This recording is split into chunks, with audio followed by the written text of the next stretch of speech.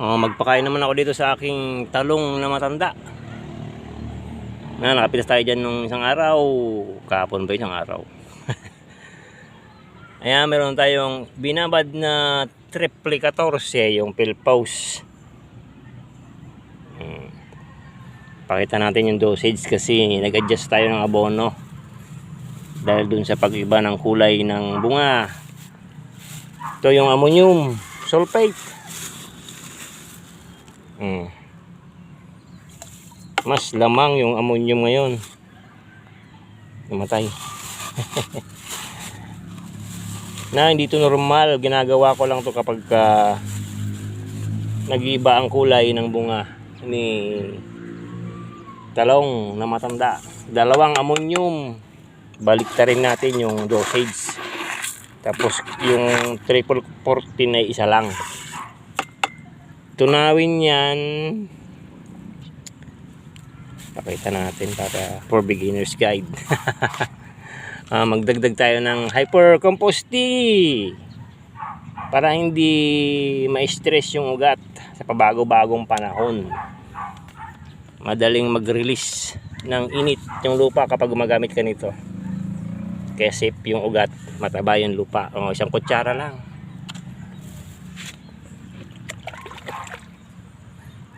Soil conditioner. Nako, dapat gumamit kayo ng soil conditioner. Nako. Para pag umulan man, hindi ma-stress yung ugat kasi init, araw, tapos uulan.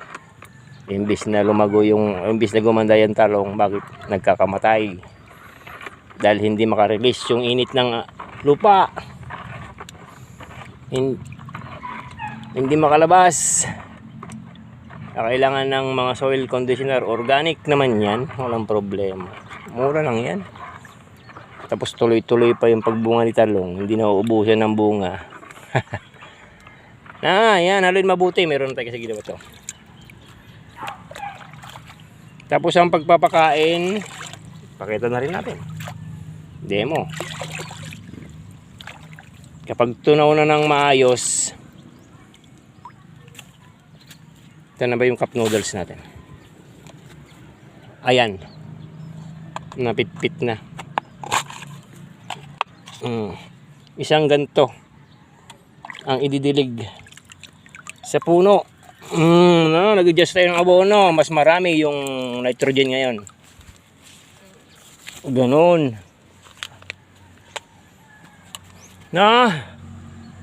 Hindi ito normal. Ginagawa ko lang to kapag kayong bunga ay nag-iibang kulay.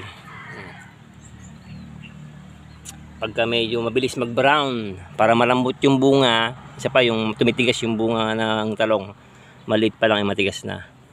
Dinadagdagan ko talaga ng nitrogen. Minsan naman side dress, purong sulfate lang, nagsaside dress ako. Pero ngayon dahil magdidilig tayo, dito natin ilagay. Yan for beginners guide, paano mag-abudo ng matandang talong na nag-iibang kulay ng bunga para bumalik. Ganyan na Isang araw nakapag side dress kasi ako dito. Ginapangan na. Ganito kasi yung bunga pag ganyan. Nag-iiba agad ang kulay, maliit pa lang nag-iiba na. Nangyayari kapag gantong tag-araw. Dahil